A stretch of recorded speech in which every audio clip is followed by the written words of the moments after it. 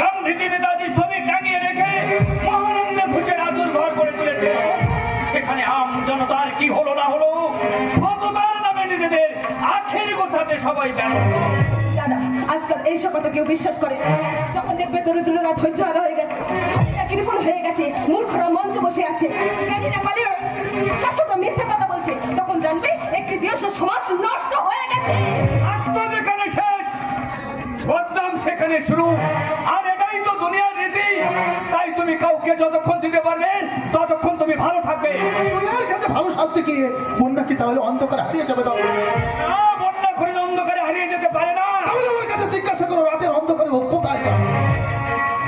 বল দিদি ভাই বল, ওদের মিথ্যে সন্দেহটা তুই ভেঙে দে। তুই শুধু কোথায় যাস, কি কাজ করিস? আমাদের দেশের মেয়েদের তো রোজগারের অনেক পথ খোলা আছে, শুধু একটু ভালো সাজগোজ করে রক্ত মাংসের শরীর হলেই চলবে। একথা বলতে তোমার লজ্জা করছে না? না, আমার একদম লজ্জা করে না। লজ্জা করবে? ওই রুদ্র প্রতাপ সেন যখন নিজের কন্যা সম বৌমাকে দিয়ে দেও ব্যবসা করাতে চেয়েছিল, তখন কোথায় ছিল তোমাদের লজ্জা? সুন্দরবনের প্রত্যন্ত গ্রাম থেকে ভালো কাজের লোক থেকে মেয়ে বলতে যখন মুম্বাইতে বিক্রি করে দেওয়া হয়, তখন কোথায় থাকে তোমাদের লজ্জা? কিছুদিন আগে কলকাতার আর্জিকর মেডিকেল কলেজে অল্প বয়সে দ্বিতীয় বর্ষের ডাক্তারকে অমানসিকভাবে ধর্ষণ করে তাকে খুন করা হয়েছিল, তখন কোথায় ছিল তোমাদের লজ্জা? 2002 সালে গুজরাটের সম্প্রদায় দাঙ্গার সময় মুসলিম নারী দিলকিতকে ধর্ষণ করে 11 জন ধর্ষণ করে এবং ওই পরিবারের 7 জন সদস্যকে নির্মমভাবে খুন করা হয়েছিল, তখন কোথায় ছিল তোমাদের লজ্জা? সারা ভারতবর্ষে 10 জন করে দরিদ্র নারী ধর্ষিত হচ্ছে, তখন কোথায় থাকে তোমাদের লজ্জা? উত্তর 24 পরগনার হাবড়ায় আদিবাসী মহিলা ধর্ষিত হয়েছিল, তখন কোথায় ছিল তোমাদের লজ্জা?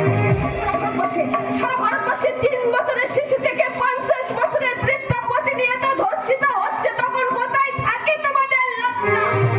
আমার কখন লজ্জা করে জানো?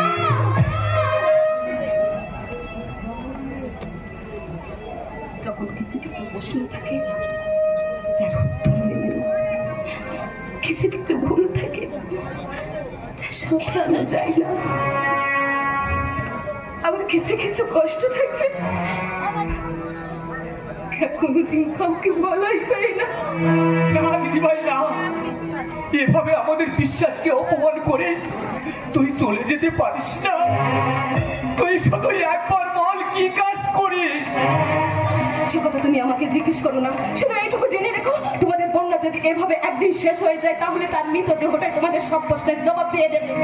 আমি তোমাকে এবার হাতে দেবো না বন্যা। ওই শয়তান রুদ্র প্রতাপের সাম্রাজ্য থেকে ভেঙে ধস্তান করে দিতে হবে। ওই জানোয়ারটার হাত থেকে আমাদের সুন্দরবনটাকে বাঁচাতে হবে।